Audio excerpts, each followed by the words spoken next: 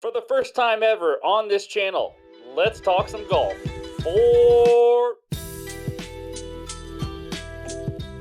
what's going on, everyone? Welcome back in to another episode for Just a Bet Outside. I am your host, Steven, and I'm excited because, like you just heard, this is the first time talking golf on this channel. I'm excited. We've been talking about it for a long time.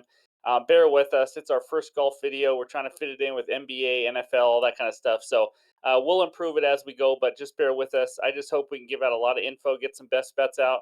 And if you're new to golf, welcome. Hopefully you guys can get some info and learn some things during this video.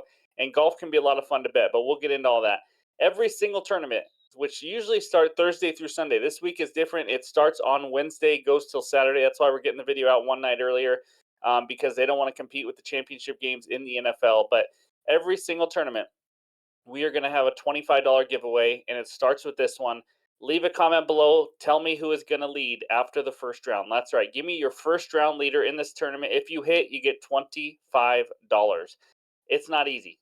Nothing about golf betting is easy. But anyways, leave your comment below. Let me know who you guys like to lead the first round. And if you're tied for the lead, then we'll discuss. Maybe you get half or something. But anyways, that's the bet. We're gonna do that every single weekend. It's gonna be a lot of fun. So if you're new to golf, you know it's crazy. It's not like NBA. It's nothing like that. It's a 4-round tournament every single weekend, Thursday through Sunday, like I mentioned.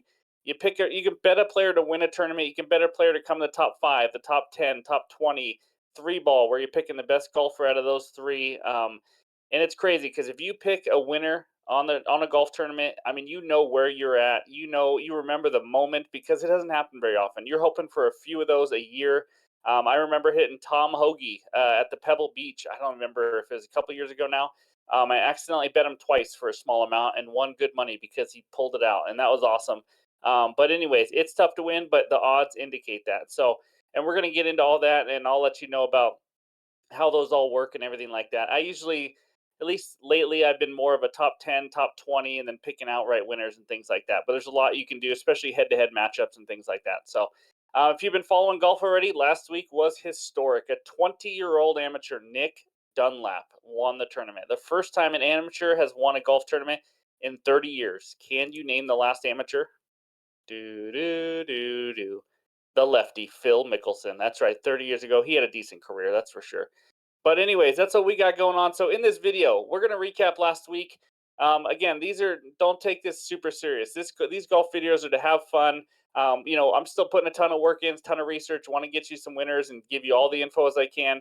But we're just easing into this. So we're going to recap last week and how we did, which we just put some bets out on Discord and X, so it wasn't that crazy. And then we're going to give you the glossary or the index about what all the golf stats mean, like strokes gained, putting, strokes gained, approach, all that kind of stuff.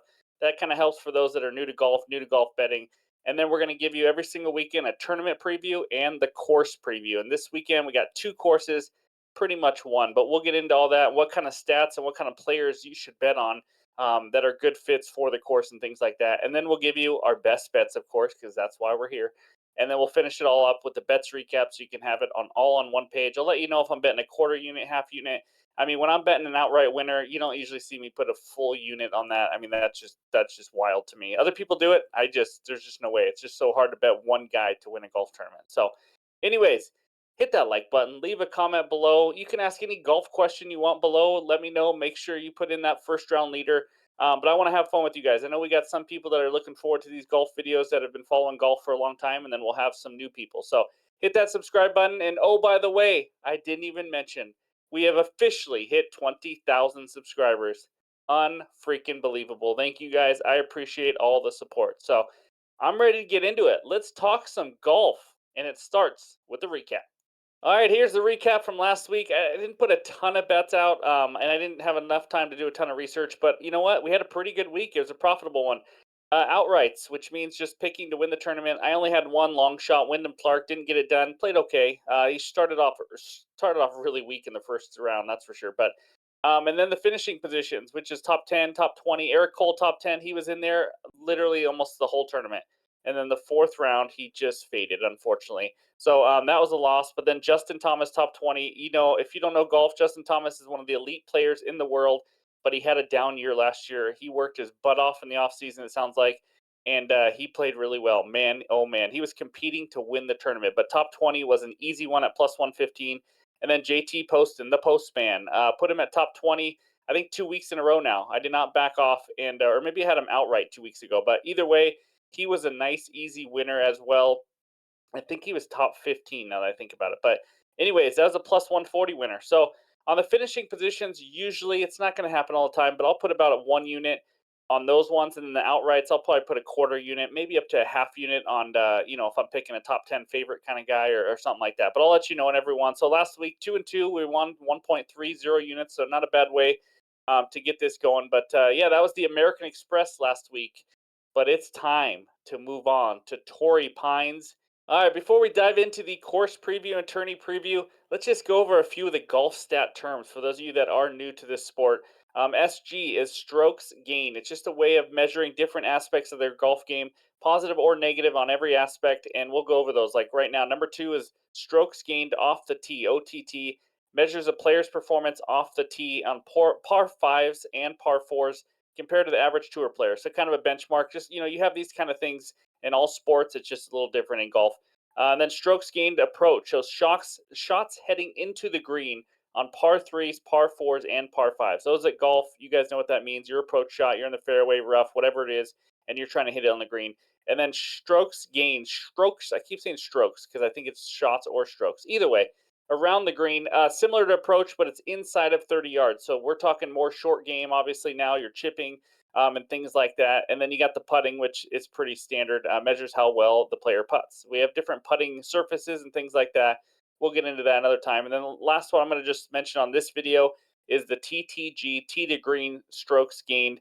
Adds the totals from off the tee, approach, and around the green, but it removes putting from the equation. So getting literally what it says from the tee box to the green, how well that player is playing. So I know some of you guys might be thinking, what in the world is he talking about? But stay with me. We'll get there as we keep watching these every week. And you golf fans already know what all these mean probably. So anyways, that's the index, the glossary.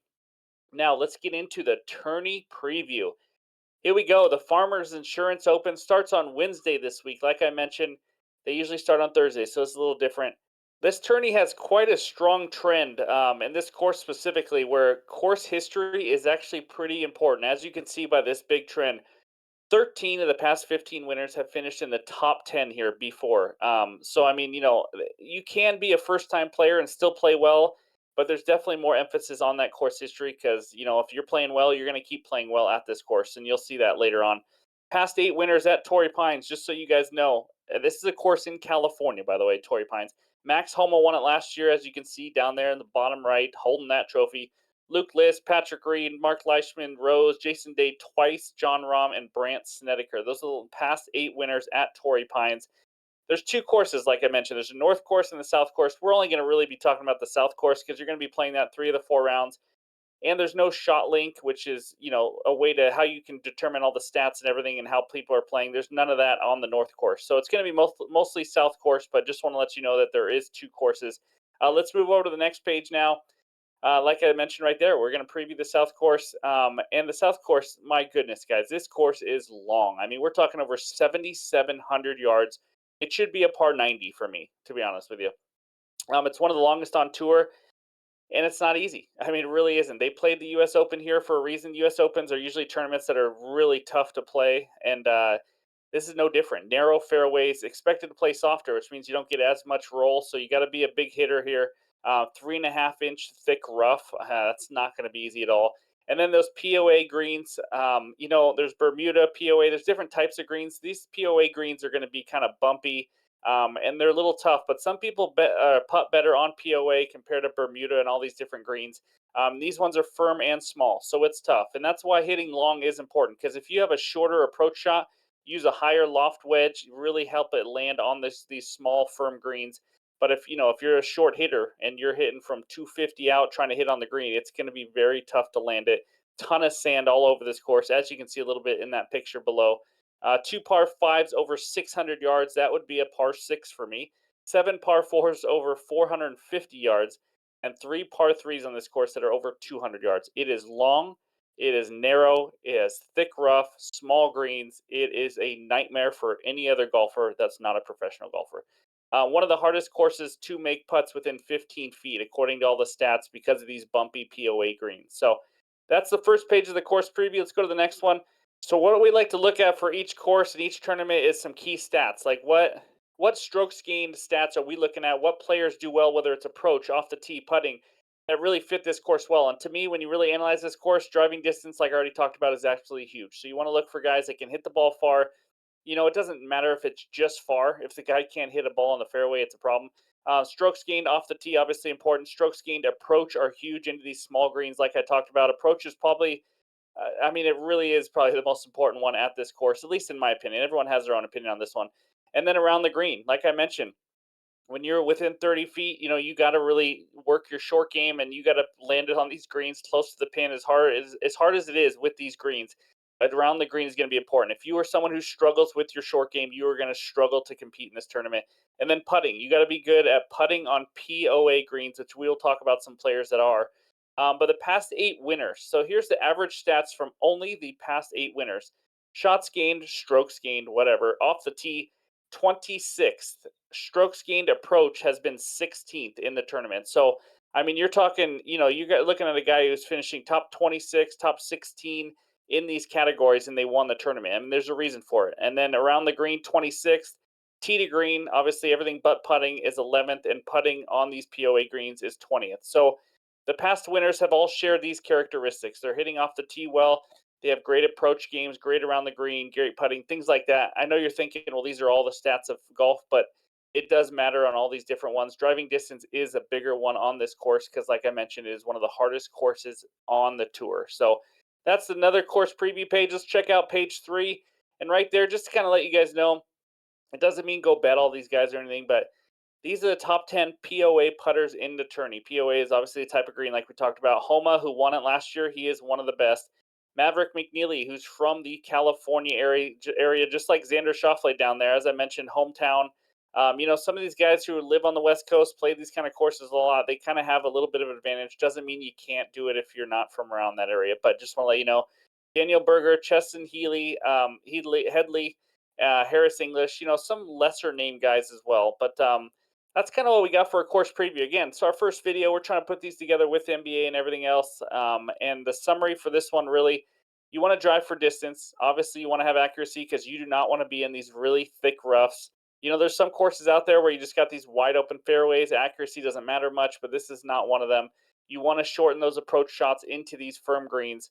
Be solid around the green, scrambling, things like that. And then obviously, just like any course, you got to be a good putter, but a good putter on the POA greens. So hopefully those help. But that's the tourney preview and the course preview for Torrey Pines and the Farmers Insurance Open.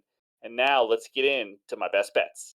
All right, I'm going to start my best bets out with some finishing positions, starting with the top 20, and I'll end it with who I think can win this tournament. So give me Keegan Bradley, top 20 at plus 140 on BetMGM. We will talk about BetMGM because it has some positives when it comes to betting golf, and we'll let you know about that here in just a little bit. But this guy was born 3 months about after me. Just saying. He was born in the same year. So he's getting up there in age, I guess we can call it. But anyways, he checks all my boxes really on what we're looking for. He had a great tournament, finishing second at the Sony Open. So we know his form is there. And even though he isn't a guy who considered a West Coast guy, he's an East Coast guy, but he's finished in the top 20 3 times here, including a second place finish. So as you guys know, and we mentioned in the trend earlier, 13 of the 15 winners here have been guys who have finished in the top 10 before. I think he has a chance to win it. He can drive for distance pretty well. It's not elite, not top 10 or anything. But I'm going top 20. I don't even mind the top 10 also in this one if you want to be really risky. But he has been in the top 11 the last 2 tournaments in strokes gained approach.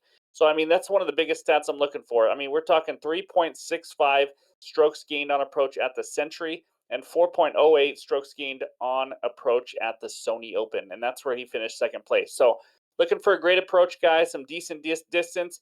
He's also top 30 and off the tee. And that's also huge in this kind of tournament. And he's one of only 6 players who have not missed a cut in the last 5 years here on this course. So, he knows this course. He plays it well. He's above average in pretty much all the important categories in regards to what I'm looking for. Course history, and because this course is unique, what is also good to look at is how they perform at comp courses. And based on all the models and stats that I've seen, he performs well at the comp courses as well. He has some driving distance. He is a great approach player. At least this year, he is so far. He's always been kind of known for that. Good irons, good approach player. So for me, it's great form. Course history, he's been there. I mean, we're talking top 20 in 3 of the last 5, including a second place finish. He just had a good week last week. I think I'm kind of making it safe with the top 20. I don't mind a top 10 either, but give me Keegan Bradley at top 20 at plus 140. And before we get into my second best bet, we got to talk BetMGM and some golf betting. All right, we got to talk some BetMGM and golf betting, guys. It is a unique sports book where you can bet any finishing position and you get paid the full amount, not just part of it, not prorated, even if they are tied. You don't get that at every sports book. So if you're looking to golf bet, BetMGM is your place to go. And thanks to our partnership with OddsShopper, new customer offer. It is very limited time only. You bet $5, you get $158 instantly in bonus bets. In 3 different bonus bets, you get 50, 50, and 58 for Super Bowl 58. Again, limited time only, but you got to click that link below and then sign up. It does not take very long. If you are in an eligible state, you have absolutely no reason not to do this. So bet $5, get 158 instantly in bonus bets for BetMGM. So must be 21 years or older to gamble. If you have a gambling problem, call or text 1-800-GAMBLER. Now, back to the bets. All right, this second best bet is a top 10. Give me Sahith Theegala in the top 10 at plus 350 on DraftKings. I'm putting a full unit on this just like I am for Keegan Bradley. We're talking about a fellow Californian. That's right. He went to Pepperdine University. He's known for being good with his hybrids and his long irons, which plays well, obviously, at such a long course like this one. He's played some really good golf, so the form is there. He finished second, almost winning at the Century in Hawaii. And he missed the cut last week, but I didn't think that was a great course fit for him. And you know what? When you're competing for a win, the next weekend is always a little tough. So this course is a better fit for him, and it shows in his course history. He's played here at 3 times at Torrey Pines. He has a 25th and a 4th place finish to show for it. So he's been in the top 15 or top 10, like we mentioned, where the last 13 of the last 15 winners have been. And he's been incredible here, literally in the top 5 in all 4 rounds last year is what he was. And he was inside the top 10 in 6 of his last 8 rounds. I mean, he has been consistent here. He loves this course, and a big reason why he's top 20 in driving distance for all drives.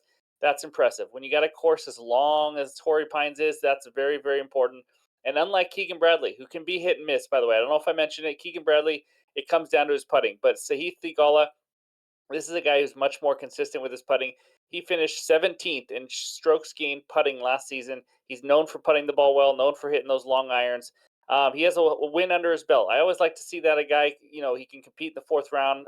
We can see that 4th round, final round. And we've seen that before, just even earlier this year when he finished second. He is not afraid of the pressure, not afraid of the spotlight.